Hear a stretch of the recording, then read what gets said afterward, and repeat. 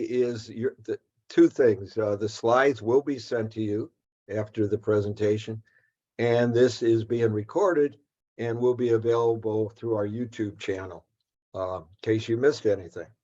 Also, as you have questions during the presentation, please put them into the chat. Anita will monitor that, and if relevant, she'll interrupt the presentation. With that, if it's or not, we'll hold it to the end of the presentation. So, Anita, we have lost the. Yeah. Give me a minute here. Unfortunately, I clicked through on the thing and opened the SCORE website, and I'm not sure what happened there. So I have to pull up the slides again.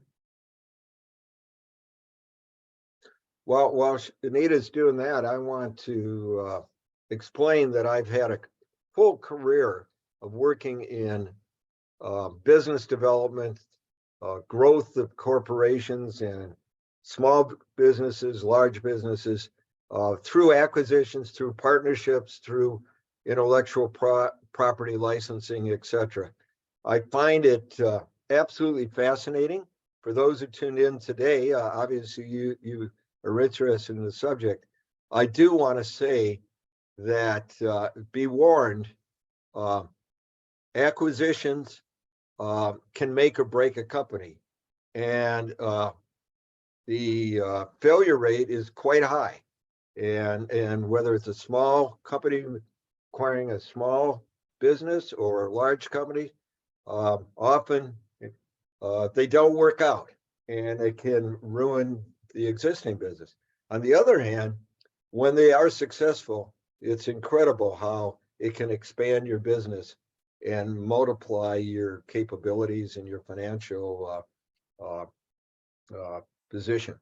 So we're going to talk about that. We're going to go through examples of the successful acquisitions that I have worked on with SCORE, with small businesses, maybe local ones, may be interesting to you. And we're also going to talk about the process and how you have to protect yourself, and so that if you do make an acquisition or a formal partnership like a joint venture, that you do it with, okay, can you see the slides okay? Yes. Okay, so yes. We're ready to go? We're ready to go. And okay. Next slide, please.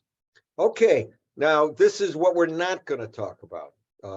We're not going to talk about conventional growth techniques, which I consider internal, where you want to add sales via marketing, where you reach out to existing customers for more business. Typically, you search for new customers, you add a new product or service feature, or you add a new channel for sales. This is the conventional growth techniques, all of which everybody must do for their existing business. What we're going to talk about today is non-conventional, in other words, external growth techniques, and that's the next slide. We're going to talk about establishing partnerships, which is usually the first step toward a more formal business relationship, such as an acquisition.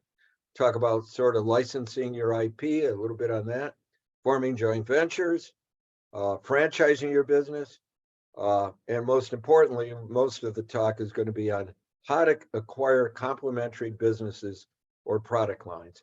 The difference between a business, it'd be a full standing business where you acquire the assets of the business, or a product line which you can occasionally acquire, not an entire business, but you can acquire the rights to a certain capability.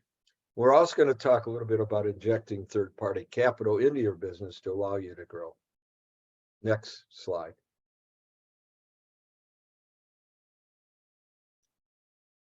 Next slide. Okay. Partnerships are the easiest way. The least expensive way to expand your market share is you form an informal relationship that eventually gets to a formal contract. And I'm using SCORE as an example. We're a nonprofit, we're a business, all nonprofits are business.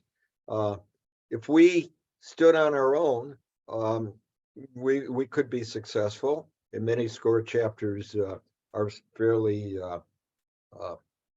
alone, don't have many partners. But we in Cleveland, we have over 40 local partners.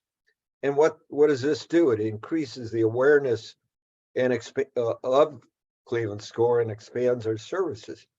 And it's a very inexpensive. These are more or less informal ways, relationships with people who are also in the same general business area. Now, we do have a formal partner, and I mentioned SBA is a formal partner. They provide us funding to some extent, and we provide we help them support their mission of improving the small businesses in the United States.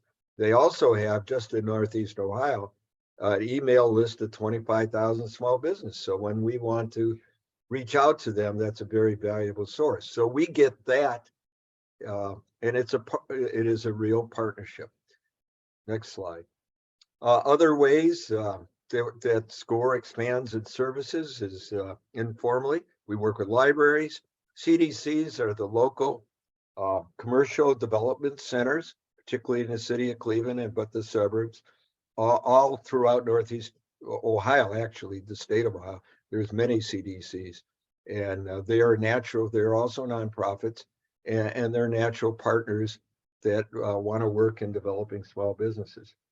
And we work with just local business. For example, Talent Launch in Independence, we share, we use their venue, their capabilities, and we look for anybody that wants to partner with us without costing a lot of money. Now the next slide, other kinds of partnerships, not related to SCORE, but what you see, this is very informal, but it happens every day. Tradespeople partner on projects.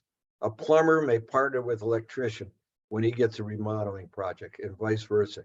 There's this informal network. If you ever done a major remodeling job in your house or your business, you'll see that there's always sort of a prime contractor, or a major, not necessarily a prime, but formally prime, but somebody's the lead, and they have this informal network of people they partner with and bring in on projects.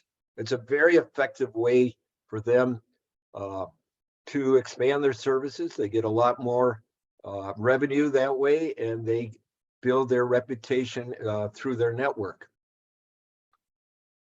And the value of partnership is based on compatible mutual objectives. For example, a retail store they often have Ohio Lottery tickets. Ohio Lottery is happy that retail stores, convenience stores sell them, and the retail stores like to get the traffic come in because people buy other stuff. I have a client that's an ice cream shop, a new ice cream shop, and she added a bakery partner because people go in there not only to buy ice cream, but they like to buy some fresh bakery products.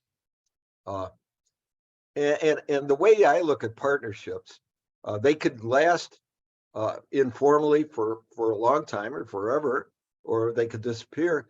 But if it's going to be a good relationship, it's like dating. It's the first step prior to a formal relationship. And don't be afraid to have a lot of partners and seek them out. Next slide. Okay. And what you do is you cannot take the partner for granted. If you say, okay, let's have a partnership, I'll sell this, you sell this, we'll trade this knowledge, whatever. You can't take it for granted. You must continue to review the value and compatibility. For example, SCORE and Harvard Community Service in Ward 1 in Cleveland, Lee Harvard area, we meet monthly with the partner to review progress and discuss how to continue to improve. If you're not making progress and not improving, you might as well drop the partnership and find another one. So people always ask, well, where do I find partners? Well, trade shows is very good. Chamber events is very good.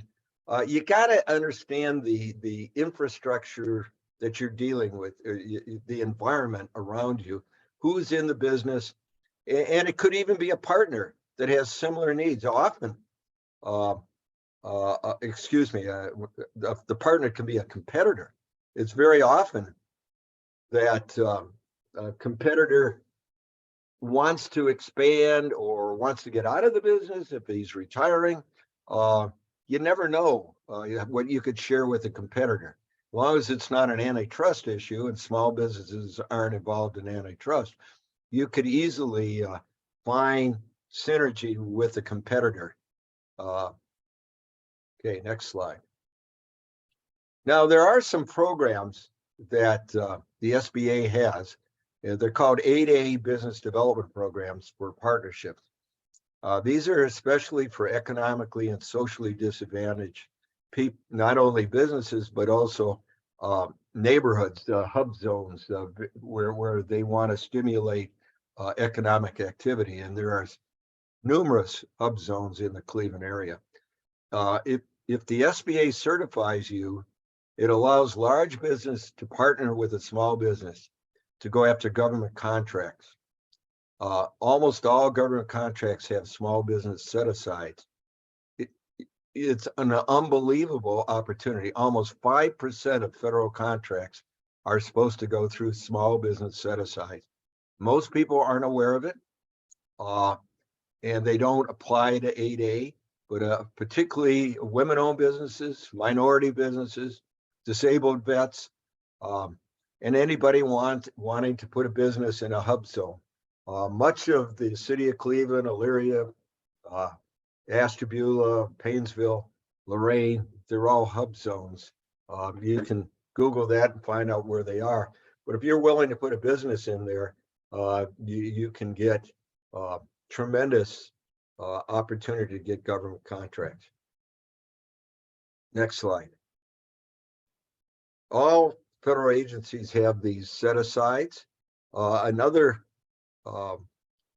aspect of these small SBA programs is what they call mentor protege program, where you can work with a large company as a mentor, and you apply to the SBA saying, okay, I'm a protege, I have a mentor, a large company mentor. Could you go back one, please? No, two. Nope, no, going the wrong way.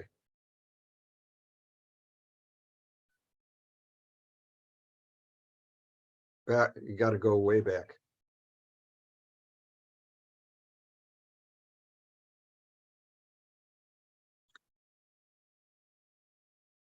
Okay, there we go. Thank you. Sorry, folks.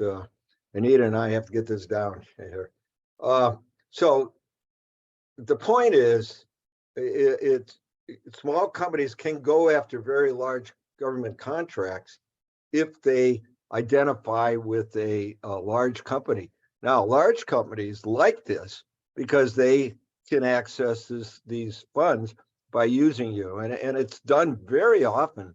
The large companies partner with small companies to go after large contracts. Now, we have an organization in Ohio. It's called PTAC, Procurement Technical Assistant Corporation, or Center. Just changed its name to Apex. They are in northeastern Ohio. They're at Cleveland State. They can assist on all these programs. They're free. We work with them. So if you think you want to go after large contracts, I have a client who's involved in electric vehicle charging business, and it's a fairly small electrical contractor, and they're getting their 8A certification, and there's huge government contracts available to them, and I suspect they're going to be extremely successful that way. PTAC's a wonderful organization. We'll call it Apex. They just changed their name, and reach out to them, we can get a hold of us, and we could make the arrangement to work with PTAC. But again, it's a way of getting a small business to go after large contracts. Now, another thing you can do is totally different. If you have a good technology, a patent or a valuable capability, you can license it at low cost to expand your sales and profits. You could do it exclusively or non-exclusively. What I mean by that, you could give it to one person, you can give it to several entities, you could make it geographic, you could make it global. It allows you to extend your geographic reach without much cost. This often follows us. If you set up a partnership with somebody that has good IP, or you have good IP and you see that the partner wants to run with it, then you give them a license to run with your particular patent or valuable capability. Next slide.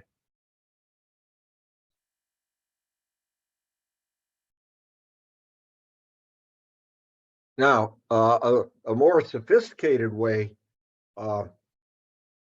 than a partnership, is a joint venture where you do a formal equity arrangement to share ownership. And you can vary in percentage from minority stake to majority. Quite often, two people get together and say, let's do a joint venture. And I've been involved one. 50-50 is very common. I strongly recommend not doing 50-50 because it's very difficult to manage. There should always be somebody with control, in my judgment, but it happens, and it happens a lot. It's just challenging. It's used to extend your geographical or technical reach, where the partners can share the risk and their financial, particularly their financial capabilities. It takes considerable time to do a joint venture and costly legal fees. Typically, you will have extensive dating. In other words, a partnership, relationship, or a sales relationship for several years, and then you say, okay, well, we really want to do a get together and see what we could do as a joint venture. And what happens in my case, in my own career, it ends up with one partner buying out the other, and this happens quite often. Next slide. Another successful way of expanding your business is, of course, franchising. You need a successful concept that can be duplicated. Typically requires at least 3 successes with high profitability and growth potential. I have a client that I've been a couple clients who think their businesses are capable of being franchised. The error here is they think it's easy, and that one successful business is sufficient, and then let's go out and franchise it around the country. And, I'm going to be extremely successful. The catch is it's expensive to set up and manage. It needs a very well thought out and documented formula. And if you hadn't done at least 3 times with high profitability and growth potential, the people looking at it will say, I don't know if this is really a good franchise. However, once that's done, it's an incredible source of cash flows in the long term and very, very profitable. But it's a journey. We have relationships with FranNet. I have a couple clients that I work with on franchising, and it's a long-term goal. But the point is, that's a long-term goal. You have to be very successful in your first business and multiply it 2 to 3 times before you can think of franchising. Next one, acquisitions. That's the title of the talk, and we're finally going to get to acquisitions here. And the reason I started with partnerships and other forms is usually those are much easier, and it starts out informal, and then you get to the point, well, geez, I'd really like to do more, and I have the financial resources to do more. It's the common means of starting or expanding your business, leveraging your financial muscle. And if you don't have financial muscle, you're not going to get an acquisition. It's as simple as that. You can acquire competitors, complementary products, suppliers, customers. Good targets are retiring small business owners. I'm going to give some examples shortly. And one of the best ones is a company that I work with that acquired a competitor at when the business owner wanted to retire. But you would need a team of professionals to evaluate and formalize a deal. And I'll go into great detail on that coming up here. It's time consuming, and I want to stress this, low success rate.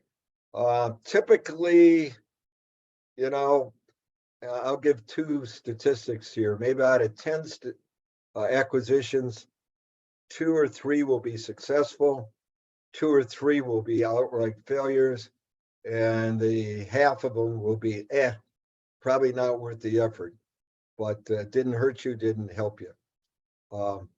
And it just takes a long time to get that done.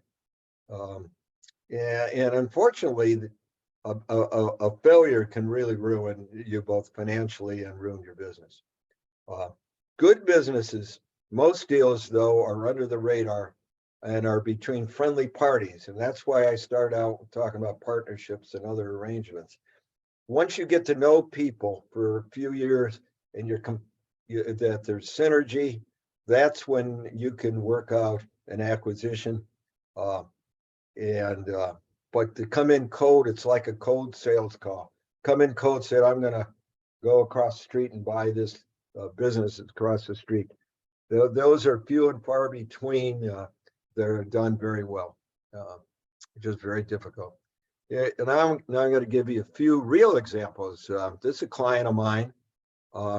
It's an example of acquisition to start your own business. The buyer, and I have his approval on this, it's the Gear Up Below Bicycle Shop in Independence. The buyer was an experienced bicycle mechanic and manager of bicycle shops for decades. He wanted his own business and he reached out to SCORE for strategic options. His thought was, well, I want to build from scratch a bike shop in the West Side. He was looking at Bay Village, Westlake, etc., Avon. We started going through how expensive that was because you have to buy property and you have to obtain a facility and build inventory, etc. And what he did find, and it was a fluke, it was actually an article in the Cleveland.com that there was an owner in Independence that wanted to retire, and he had been in the business for many years, decades. And so my client ended up purchasing the business for a fraction of the cost of the new facility, and he got the inventory too. Now it's quite successful business right near Cuyahoga National Park trails. He also, I want to make the point, he also did this at the beginning of COVID when going outside and getting on a bike and riding was a big deal. So COVID wasn't all bad for everybody. This was a case where the COVID actually stimulated the demand for bikes and bike servicing. So this was a good example, still going fine. Next example. Next slide.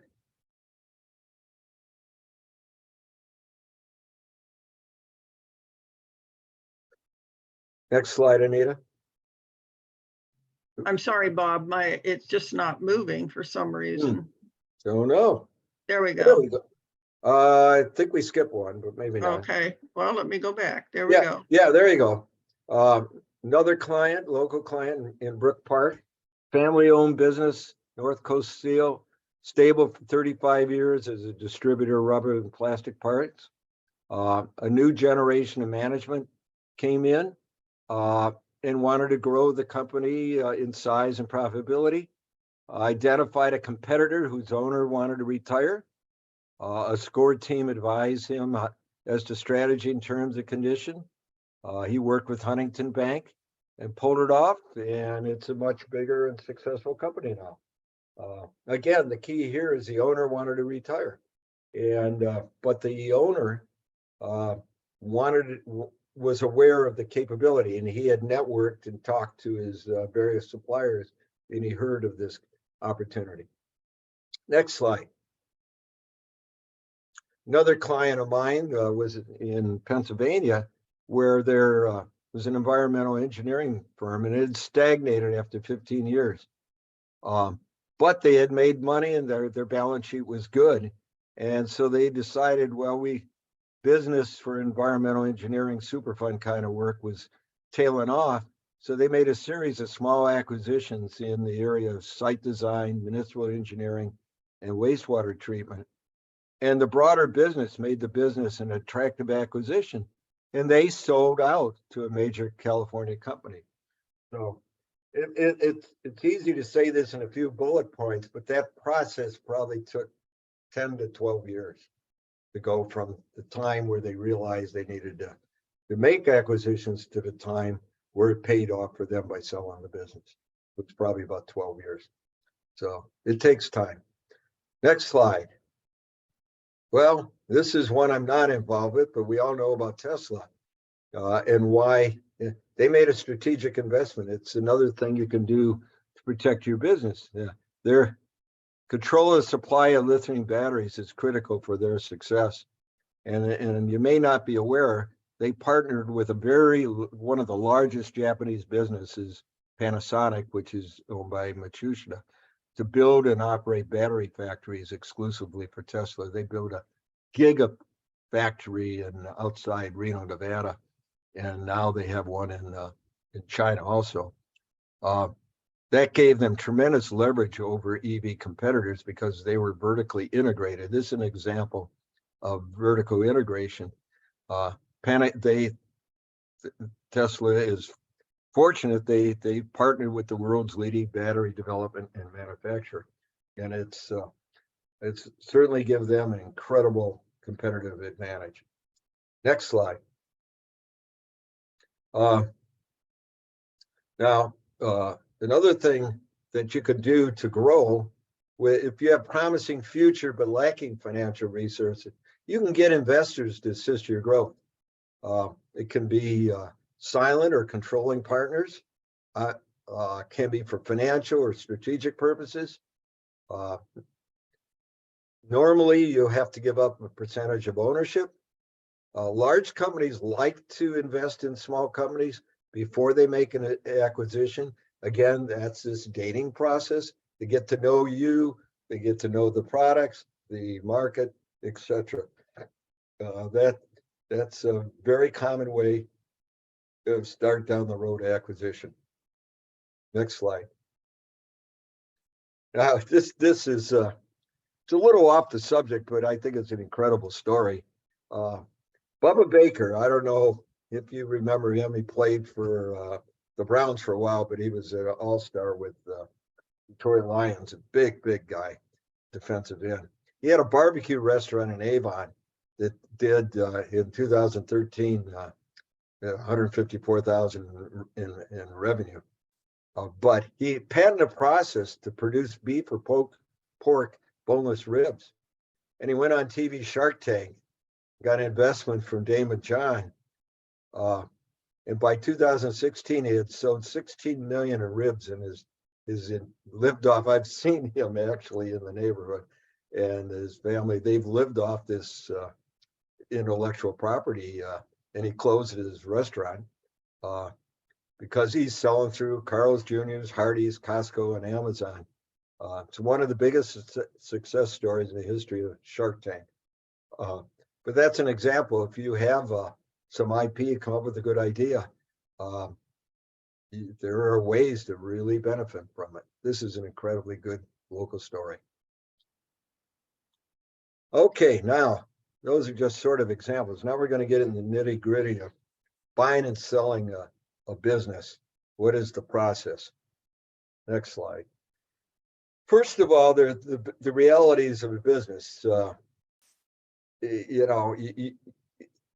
To have a valuable business, you have to have a sellable product or a good service, a network of clients, and the ability to sell and deliver. Those are your fundamentals. Next slide. Now, you have to keep that value. Let's say you are valuable. You say, okay, I'm ready to go. I can acquire, I can move forward. You have to be able to conserve that. Do you expect the business value to be there in 3 years, at least 3 years, preferably 5 years, I think. and why are you different from the competition? Is it your product? Is it your clients, your cost structure? Is it your prestige, your brand name? Why do you have um, sustainability in that business? You have to assess that yourself. And then you have to work on opportunities. What is the alignment or synergy um, when you look at other businesses? And what, if you look at another business, what changes can you make to improve the business? And how will that affect the competition? And another thing people will look at, well, if I make this acquisition, I'm going to gain scale and I can reduce my unit cost of my cost basis. And so if you can increase 2 or 3 times your sales volume, can you really reduce your cost per unit and therefore give you a lot more profitability? And then you consider what other new businesses that the joining the two businesses could give you that you can't do alone. And the focus you have to do is what can be instead of the current situation. In other words, you have to have vision. You look and you say, well, if we merge these two, this is what good will happen.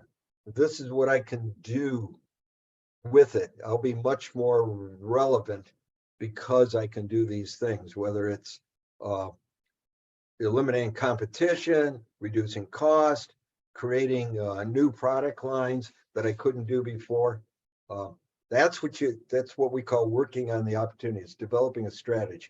It's really is what is the strategy behind a acquisition. Next slide. Now, what's the steps you must find? So you have to find a business to purchase, and we'll talk about how you can do that. Then you got to value the business, and we'll talk about that. Obviously, you got to negotiate a purchase price. You go through a letter of intent. And then, and this is incredibly important, you have to do due diligence. We'll go into that. That's where most deals fall apart, in due diligence. And then, assuming it all makes sense, you have to formalize financing, obtain it. But you got to go in to the process knowing that it's highly probable that you can finance a transaction, and then eventually you close the transaction. This time frame I've been involved as quick as 6 months and as long as 10 years in doing this. It just takes time. More than likely, it takes a year to 2. Next slide. Now, how do you find a business? Well, you look at other businesses, other employers that are in your same business NASIC category, your same business type, such as competitors or outside your geography, other employers, people in that business. You can look for vertical integration going up in or below. Below would be getting suppliers. Above would be getting sales or acquiring customers. All of these things happen. People, believe it or not, acquire customers because they want to secure that relationship. Of course, there's business brokers. Business brokers, that's their business. People sign up their businesses to be brokers, just like real estate. You can just Google that, and there's all kinds of brokers for all kinds of business. Now, what you don't realize is banks. If you have a good banking relationship, banks are very aware of what businesses may be available for sale, who's retiring, what's going on. It's always good to have a good relationship with the bank and talk to them. You can advertise that you're looking for product lines or businesses. I don't see that too very often, but it's been done. And the last one, word of mouth. if you're a member of a chamber, or you tell your bank, or you go to a trade show and talk to a lot of people there, you pass the word that, hey, if you're aware of anybody that is interested in selling their business or think could be a good fit with my business, let us know. Frankly, that's one of the probably the highest percentage of how you find a business. It's just by networking and talking, and it's also probably the least expensive way of doing it. Next slide. So, how much is a business worth? Well, there is no right price. It's worth whatever the buyer is willing to pay. Your ability to sell is driven by the understanding what you can get for what you are selling. That's very difficult to establish. You probably have experience in selling homes. That is easier because people will look at, well, what are comparable homes sell for in your neighborhood? And there's all kinds of data. You don't have all kinds of data in small businesses. And it's really almost impossible up front to assess, to have a feeling of what a business is worth. And then what you run into is obviously the ego, the mindset of the owner. He may well think it's worth 5 times more than really what it should be worth. And if that's the case, you can never do a deal. So what we recommend is that there are several ways which we'll be going to value, and you have to just look at them and see which ones apply to your target. Next slide. So a couple of the other issues before you buy something, there's a big difference between a personal business and a corporate. A corporate business is set up for longevity. A personal business is set up for a person or a family with limited longevity. And, you have to, that's a first cut. It's easy to determine, is it a family business, is it a personal business or not? And if it is personal, what happens if that person's gone? Is the value of that business gone because of is the business so much a reflection of the owner? That is very common. And then one way to get around that is you get a commitment from the owner to remain involved, at least for a few years in a transition. And then you look at key employees. Can you lock them in to keep them? And so, and when you look at the competition, what resources they have. Are they going to, if you want to acquire your competition, can you really do it? How tough are they? This is all these things. There's no black and white. These are all sort of intuitive, where you have to spend time to decide, whether it's worth going ahead with it. Next slide.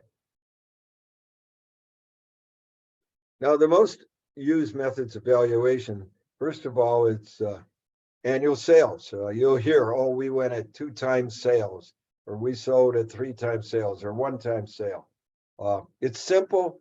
It's easy to measure because people have to record, their sales, and they have to do their taxes, and it's an easy metric. The only problem is it has little to do with profitability, and you really don't want to buy just sales unless you're in a position where, for whatever and it happens, where you just need to add sales because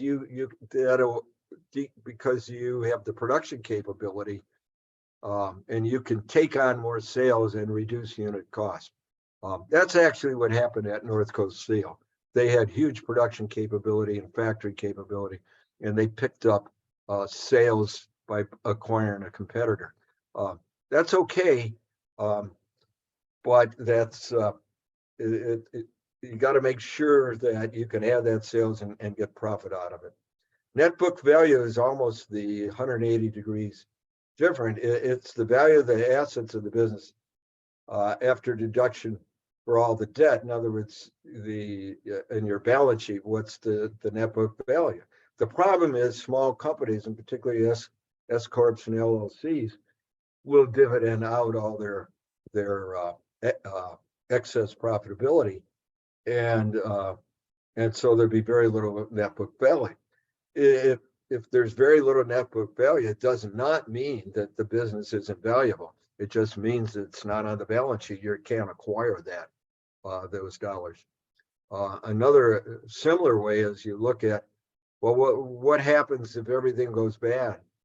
That's asset liquidation valuation. It's used if it's a very high risky business, where if liquidated, what are you left with? And it's usually equipment, inventory, those fixed assets, buildings maybe. Now, what is frankly most often used is profit multiples. What you want is, in principle, unless you're just adding sales, like number one up there, you want to measure the cash generating capacity of the business. And in my experience, that's the typical measure evaluation, and it ranges, how much you'll pay for a company depends on how much cash it generates. But that's 3 to 5 to 7 times free cash flow is a typical purchase price. That means, let's say you pay 3 times current year's cash flow. That means you wouldn't be getting a return on your money, because you're paying 3 times what the cash it generates into the 4th year. And if you pay 5, 7 times, it's even out longer. People do that because it fits in their strategy, but it's a very risky thing to be guessing that this thing's going to still generate cash 5 years out, 7 years out. But that is most commonly used. Next slide. Now, you got to do a sales agreement, which is very formal. It establishes the obligations to be met between the initial deal and the date of closure. It's step by step. It must be precise, done by a lawyer, no ambiguities, establish terms, deadlines, penalties, protect the rights of both parties. You do need to have an attorney. One of the things I would say is beware of, there are buyers, or there are, particularly if you want to sell your business, and we'll talk a little bit about that, of letting people in to do due diligence just to understand your business and then not go through with the business. That's a risk you take. In any business that you want to acquire, they will have that same attitude. They want to make sure you're serious. So that's why often there's upfront fees that, honest. It's like in buying a house where you have to have some kind of down payment or proof that you're serious. Next slide. Due diligence. Now, I want to emphasize this. This is where most deals fall apart, is you have to do a deep review of the operations of a business. And you'll be required to do this under a confidentiality agreement, so that if you went in and got the data and used it for other purposes, they'd sue you. You have to look at the documents, contracts, the equipments, the inventories. I always looked at the customer list, the bad debts. And both parties have to prepare for this process. You have to prepare and get a team together and be ready to go at it. And the selling party has to be prepared and be able to give you all the information. If the seller doesn't give you all the information, you walk away from the deal. They're hiding something, obviously. The seller, on the other hand, should expect that you're going to ask tough questions, and that the buyer, you would perform your own research to make sure that that what you see is what you get. Typically, not more often than not, after due diligence, the price that you discussed early on will be changed. And because you will find things that wasn't part of your initial impression or the seller's representation. Now you, the buyer, will bring experts to perform the review. You need an accountant, you need an attorney, and depends on the business. You might need an environmental expert to look and see if there's environmental issues. Just depends on the type of business that you're looking at. But this is the most important part of any serious acquisition effort. Next slide. Now, funding. Be aware that buying a business may require a bigger investment than starting a new one, because assuming it's a profitable company, they want to, charge for the business a multiple of their cash flow capability. And the best strategy in getting funding is don't just depend on one source. You need a variety of sources, your own money, you need bank financing, you may need an outside third party. You often get seller financing. That's when the seller allows you to make payments over time, charging interest, of course. You may go and get venture capital. Venture capital is not a loan, you don't pay interest, but you're going to give them a percentage of your profits, in other words, equity.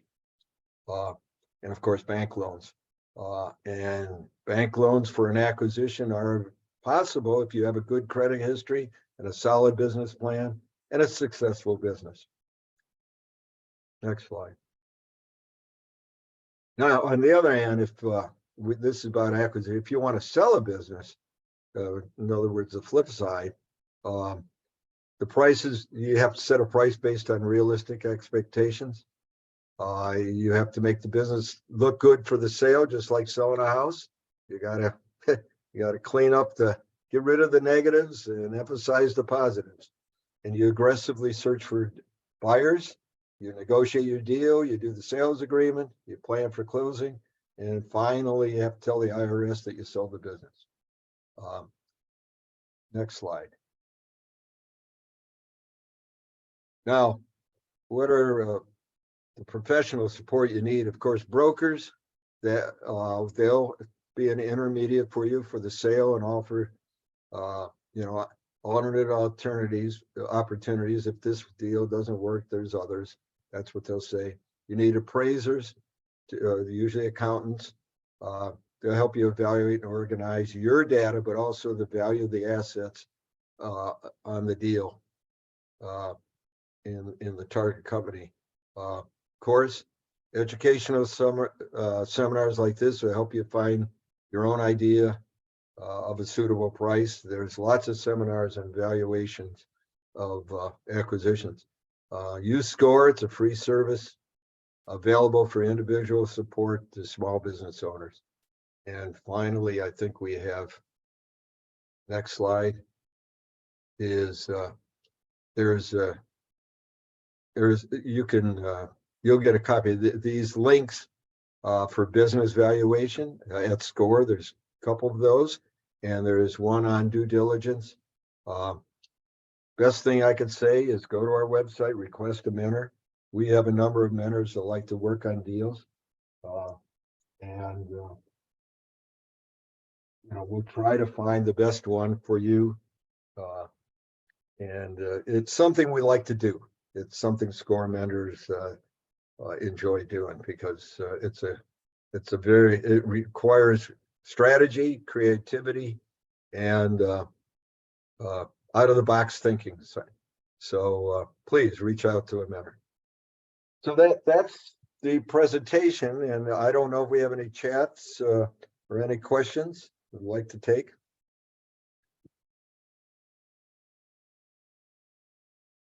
Yeah, in your experience, what percentage of small businesses change hands with seller financing? That's a good one. 50. Yeah, that's common. I think it is pretty common. Yeah. Yeah, maybe higher than 50. Yeah, at least 50. My son bought a business and they just finished, it's been 2 years, they just finished paying off the seller financing piece of it. And the seller stayed and helped with the transition during that period. So I think you can work that out, and that's a very good approach to financing. Yes, and particularly today's environment with banks are more reluctant and more conservative. Seller financing will become even more common. Yeah, and it looks like that's it. Are there any questions? No more questions. Oh, somebody raised her hand. Let me see if I can let her speak. Okay, Angela, if you want to unmute yourself, you can talk. Yes, I have a question. As Sure. far as putting, can you hear me? Yes. Okay, as far as putting your documentation together, if you are looking to buy a business or looking to sell a business, going back to the process, at what point, so if I'm looking to buy another business and they're looking for a letter of intent from me, what documentation should I be looking for from them when I put the letter of intent together? Obviously, I'm going to want to see their financials to determine the value, but am I looking for all of the documentation that is going to give me the company background and their growth potential and Well, businesses and services and things along those lines? Angela, anybody who wants to sell their business should put together a prospectus. And that prospectus should be, here's a summary of my business, here's a forecast for my business. And for you to get the prospectus, they usually require a non-disclosure agreement, Right. confidentiality agreement. So that should be the first step, is that you're willing to sign a non-disclosure to get their prospectus. But that's far from a letter of intent. The letter of intent would be a long ways down the road, in my experience. Right. So, but when I'm putting this letter of intent together, is it reasonable to be asking them for that prospectus, or am I basically doing the letter of intent based on the financial information? And then if we agree initially on a price, then I start digging into all the rest of the areas. No, I think you have to get the prospectus way before you have a letter of intent. Okay, excellent. Thank you very much. They have to sell you on the business. It's a dating game. Why do you, a letter of intent, it's a little too formal to go in casually. And you want to make sure. I wouldn't do a letter of intent unless I would have like a 75% probability that I know I want to do it. I was just going to say, so if I'm doing a letter of intent, I have to be pretty confident that I'm going to be ready to move forward. Absolutely. Got it. Okay. Thank you. You're welcome. Okay, it looks like that's it. Oh, there's Stuart Gibbs. Does he have a question? No. No. Okay. So. All right. Thank you. Okay, well, thank you all for attending, and Bob, thank you very much for an extremely informative session. I learned a few new things. Yeah, but just as an aside, Anita, that was, for some reason, that wasn't the final presentation. I made all kinds of changes today. Oh, really? Yeah, That's the one so- that I had that, oh, okay, well, I'm sorry to hear that. it's irrelevant. No, thank you. I Okay. think it was a good presentation. No, it's more formatting. There are a lot of typos and I capitalization. see, yeah, I noticed there were a few, so, Yeah, I okay, caught all this. All right, Yeah. take care. Thank you. okay. Enjoy Bye. your evening.